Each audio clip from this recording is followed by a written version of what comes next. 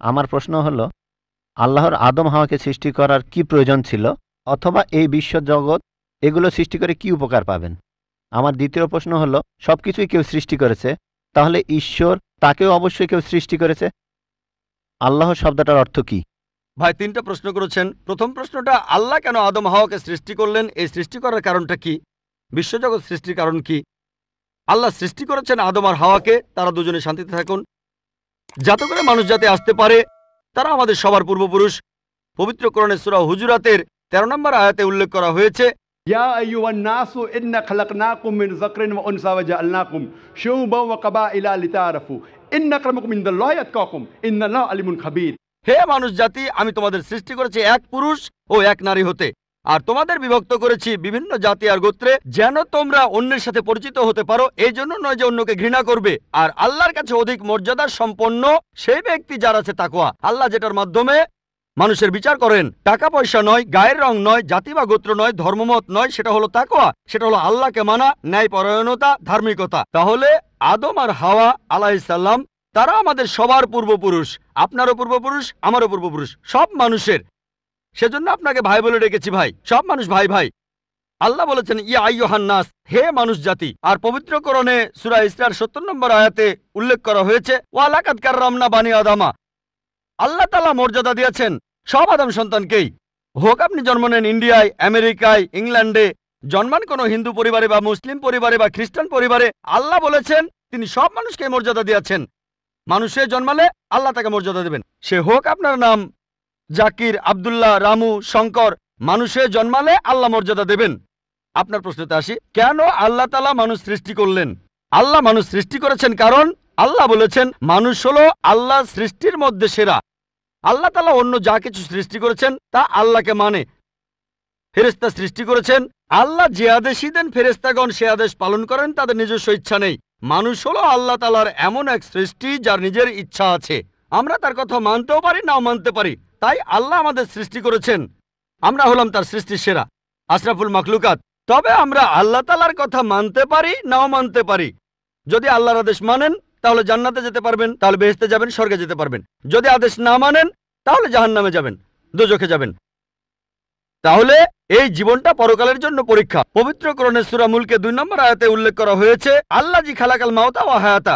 আল্লাহ তাআলা সৃষ্টি করেছেন জীবন ও মৃত্যু তোমাদের পরীক্ষা করার জন্য। তাহলে এই জীবনটা হলো পরকালের জন্য পরীক্ষা। তাহলে আল্লাহ মানুষ সৃষ্টি করেছেন। আর আল্লাহ বলেছেন সূরা জারিয়াতের 56 নম্বর আয়াতে উল্লেখ করা হয়েছে, ওয়ামা খালাকতুল জিন্না ওয়াল ইনসা ইল্লা লিয়াবুদুন। আমি সৃষ্টি করেছি জিন ও মানুষকে যেন তারা আমার ইবাদত করে। তাই আমাদের উচিত আল্লাহ তাআলার আদেশ নিষেধগুলো মেনে চলা। তাহলে আমরা আল্লাহ সুবহানাহু ওয়া তাআলার অন্যরকম সৃষ্টি যার নিজস্ব ইচ্ছা আছে। আমরা আল্লাহ তাআলার আদেশ মানতে পারি, আবার নাও মানতে পারি। অন্যান্য সকল সৃষ্টি যেমন তারা, গাছ, পাহাড়, পবিত্র কোরআন বলছে তারা আল্লাহ তাআলাকে সেজদা করে, তার সামনে নতজানু হয়, আল্লাহকে মানে। আমাদের স্বাধীন ইচ্ছা আছে, আল্লাহ আমাদের এই স্বাধীন ইচ্ছা দিয়েছেন। এই স্বাধীন ইচ্ছা নিয়ে যদি আল্লাহকে মানেন আপনি তাহলে ফেরেশতাদের উপরে চলে যাবেন।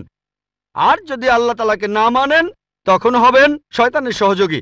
আল্লাহ আমাদের সৃষ্টি করেছেন পরকালের পরীক্ষার জন্য। আপনার দ্বিতীয় প্রশ্নে আসি, সবকিছুর একটা স্রষ্টা আছে, আল্লাহকে বানিয়েছে কে? যদি কেউ বলে সবকিছুরই একটা স্রষ্টা আছে, কথাটা ঠিক নয়। সব সৃষ্ট জিনিসের স্রষ্টা আছে। আল্লাহ তাআলার সংজ্ঞা হচ্ছে তাকে কেউ সৃষ্টি করেনি। যখনই বলবেন কে আল্লাহকে বানিয়েছে, সে আল্লাহ নয়। আল্লাহ তাআলার সংজ্ঞা হচ্ছে তিনি সৃষ্টি হননি। ধরেন এক লোক আপনাকে বলল যে ভাই, আমার বন্ধু জন, সে হাসপাতালে ভর্তি হয়েছে, সে একটা বাচ্চার জন্ম দিয়েছে। বলতে পারবেন এই বাচ্চাটা ছেলে না মেয়ে? বলতে পারবেন? চেষ্টা করেন, দেখেন। পারবেন না কেন? ছেলে না মেয়ে? হ্যাঁ না। ধরেন ভাই জন, সে হাসপাতালে ভর্তি হয়েছে, সে একটা বাচ্চার জন্ম দিল।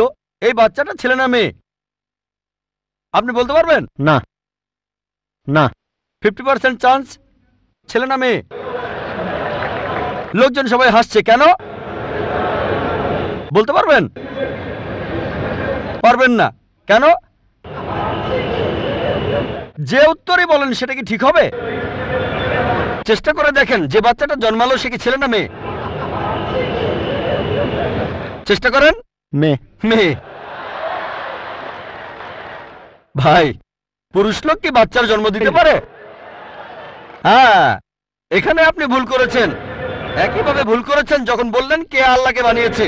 পুরুষ লোক কোনো বাচ্চার জন্ম দিতে পারে না, তাহলে তো মেয়ে বা ছেলে হওয়ার প্রশ্নই আসে না। এখন কি আপনি বুঝতে পেরেছেন? হ্যাঁ, বুঝতে পেরেছেন, এই তো ভালো। পুরুষ লোক কোনো বাচ্চার জন্ম দিতে পারে না, তাহলে তো ছেলে বা মেয়ে হওয়ার কোনো প্রশ্নই আসে না। যখন প্রশ্ন করলেন কে আল্লাহকে সৃষ্টি করেছে, আল্লাহর সংজ্ঞা হচ্ছে, ঈশ্বরের সংজ্ঞা হচ্ছে তিনি সৃষ্টি হননি। যখনই বলবেন কে আল্লাহকে বানিয়েছে, সে আল্লাহ নয়। ওয়ালাম ইয়াকুল্লাহু কুফুয়ান আহাদ, তার সমতুল্য কেউ নেই। এবারে আপনার শেষ প্রশ্নটাতে আসে, আল্লাহ কে? আল্লাহকে সবচেয়ে সেরা সংজ্ঞাটা আছে পবিত্র কোরআনে সূরা ইখলাসে 1 নম্বর থেকে 4 নম্বর আয়াতে উল্লেখ করা হয়েছে। এখানে বলা হয়েছে যে কুল হুয়াল্লাহু আহাদ, বলো তিনি আল্লাহ এক অদ্বিতীয়, আল্লাহুস সামাদ, তিনি অবিনশ্বর চিরস্থায়ী, লাম ইয়ালিদ ওয়া লাম ইউলাদ, তিনি জন্ম নেননি, কাউকে জন্ম দেননি, ওয়া লাম ইয়াকুল্লাহু কুফুয়ান আহাদ, তার সমতুল্য কেউ নেই। এই হলো 4 লাইনের সংজ্ঞা আল্লাহ সুবহানাহু ওয়া তাআলার। যদি কোনো মানুষ, যদি কেউ বলে যে অমুক লোকটা আল্লাহ, সেই লোক যদি এই 4টা শর্ত পূরণ করতে পারে, আমাদের মুসলিমদের কোনো আপত্তি থাকবে না সেই লোককে আল্লাহ বলে মেনে নিতে। 4 লাইনের সংজ্ঞা, এটাই হলো ধর্মের লিটমাস টেস্ট। আল্লাহ তাআলার সংজ্ঞা প্রথমটা হলো কুল হুয়াল্লাহু আহাদ, বলো তিনি আল্লাহ এক অদ্বিতীয়, আল্লাহুস সামাদ, আল্লাহ বিনশ্বর চিরস্থায়ী, লাম ইয়ালিদ ওয়া লাম ইউলাদ, তিনি জন্ম নেননি, কাউকে জন্ম দেননি, ওয়া লাম ইয়াকুল্লাহু কুফুয়ান আহাদ, তার সমতুল্য কেউ নেই। যদি হিন্দু ধর্মগ্রন্থগুলো পড়েন, সেখানেও একই রকম কথা বলা হয়েছে, কুল হুয়াল্লাহু আহাদ। এটা পাবেন আপনাদের ছান্দোগ্য উপনিষদে 6 নম্বর অধ্যায় 2য় অনুচ্ছেদের 1ম পরিচ্ছেদে। এক্কামে বিদ্বিতীয়াম, ঈশ্বর মাত্র একজন, দ্বিতীয় কেউ নেই। দ্বিতীয় টেস্ট আল্লাহুস সামাদ, আল্লাহ বিনশ্বর চিরস্থায়ী। ভগবদ গীতা 10 অধ্যায়ে 3 অনুচ্ছেদ বলছে, আমাকে বলা হয় এই বিশ্বজগতের প্রভু, আমি জন্ম নেইনি, কোনো শুরু নেই। তৃতীয় টেস্ট লাম ইয়ালিদ ওয়া লাম ইউলাদ, তিনি জন্ম নেননি, কাউকে জন্ম দেননি। আর শ্বেতাক্ষেত্র উপনিষদে আছে 6 নম্বর অধ্যায়ের 9 অনুচ্ছেদে, নাচাই সাকাসিজ জানিতা নাচা দীপা, ঈশ্বরের কোনো প্রভু নেই, তার কোনো বাবা মা নেই, মহান ঈশ্বরের কোনো বাবা নেই, তার কোনো মা নেই। তারপর ওয়ালাম ইয়াকুল্লাহু কুফুয়ান আহাদ, তার সমতুল্য কেউ নেই। আর শ্বেতাক্ষেত্র উপনিষদে বলা হয়েছে 4 নম্বর অধ্যায়ের 19 অনুচ্ছেদে আছে। এছাড়াও যজুর্বেদ 32 অধ্যায়ের 3 অনুচ্ছেদে বলা হয়েছে, নাতাস্তি প্রতিমা আস্তি, মহান ঈশ্বরের কোনো প্রতিমা নেই, কোনো মূর্তি নেই, কোনো ছবি নেই, কোনো ফটোগ্রাফ নেই, কোনো ভাস্কর্য নেই। এটা কে বলেছে? যজুর্বেদ 32 অধ্যায় 3য় অনুচ্ছেদ বলেছে একই কথা, ওয়ালাম ইয়াকুল্লাহু কুফুয়ান আহাদ। যদি কেউ বলে যে অমুক লোকটা হচ্ছে আল্লাহ, যদি সেই লোক এই 4টা শর্ত পূরণ করে, আমরা মুসলিমরা কোনো রকম আপত্তি ছাড়াই সেই লোককে আল্লাহ বলে মেনে নেব। যেমন ধরেন, কিছু লোক বলে ভগবান রজনীশ হলেন মহান ঈশ্বর। একবার প্রশ্নোত্তর পর্বে এক হিন্দু আমাকে বলেছিলেন, আমরা ভগবান রজনীশকে ঈশ্বর বলে মানি না। আমি কখনোই বলিনি হিন্দুরা ভগবান রজনীশকে ঈশ্বর বলে মানে। আমি বলেছি কিছু লোক তাকে ঈশ্বর বলে মানে। আসুন দেখি রজনীশকে আমরা টেস্ট করি। প্রথম টেস্ট হলো কুল হুয়াল্লাহু আহাদ, বলো তিনি আল্লাহ এক অদ্বিতীয়। রজনীশ কি এক অদ্বিতীয়? সেই কি একমাত্র লোক যে নিজেকে ঈশ্বর দাবি করেছে? এরকম অনেক মানুষই ছিল, আর এই দেশে হাজার হাজার লোক নিজেকে ঈশ্বর দাবি করেছে। রজনীশ একমাত্র নয়। তবে রজনীশ ভক্তরা বলে না না, উনি একটু আলাদা। এবারে পরের টেস্টে দেখি, আল্লাহুস সামাদ, আল্লাহ অবিনশ্বর চিরস্থায়ী। রজনীশ কি অবিনশ্বর চিরস্থায়ী? আমরা তার জীবনী থেকে জানি, তার আত্মজীবনী থেকে, রজনীশ ভুগছিলেন অ্যাজমা, ডায়াবেটিস আর পিঠের ব্যথায়। চিন্তা করেন, মহান ঈশ্বরের হয়েছে অ্যাজমা, ডায়াবেটিস, পিঠের ব্যথা। তৃতীয় টেস্ট লাম ইয়ালিদ ওয়া লাম ইউলাদ, তিনি জন্ম নেননি, কাউকে জন্ম দেননি। ভগবান রজনীশ জন্মেছিলেন মধ্যপ্রদেশে, তার বাবা মাও ছিলেন। 1981 সালে তিনি আমেরিকায় গেলেন, ইউএসএ। তখন হাজারো আমেরিকান তার ভক্ত হয়ে গেল। তারপর আমেরিকার অরিগন প্রদেশে তিনি বানালেন একটা সেন্টার, আর তার নাম দিলেন রজনীশপুরম, তার গ্রাম। পরবর্তীতে আমেরিকান সরকার তাকে অ্যারেস্ট করে কারাবন্দী করে রাখলো। রজনীশ বলতো যে আমেরিকান সরকার তাকে স্লো পয়জনিং করেছে। চিন্তা করেন, মহান ঈশ্বরকে স্লো পয়জনিং করা হয়েছে। 1985 সালে আমেরিকান সরকার তাকে বের করে দিলে সে ইন্ডিয়ায় চলে আসে। তারপর এখানে পুনায় সে আরেকটা সেন্টার খুললো, আর তার নাম দেওয়া হলো ওশো কমিউন। যদি রজনীশের সমাধির কাছে কখনো যান, তার সমাধির উপরে লেখা আছে ভগবান রজনীশ ওশো কখনো জন্মাননি, কখনো মরেননি, তবে পৃথিবীতে ভ্রমণ করেছেন 1931 সালের 11 ডিসেম্বর থেকে 1990 সালের 31শে জানুয়ারি পর্যন্ত। কখনো জন্মাননি, কখনো মরেননি, তবে পৃথিবীতে ভ্রমণ করেছেন 1931 সালের 11 ডিসেম্বর থেকে 1990 সালের 31শে জানুয়ারি পর্যন্ত। তার সমাধিতে এটা লিখতে ভুলে গেছে যে পৃথিবীর 21টা দেশ তাকে ভিসা দেয়নি।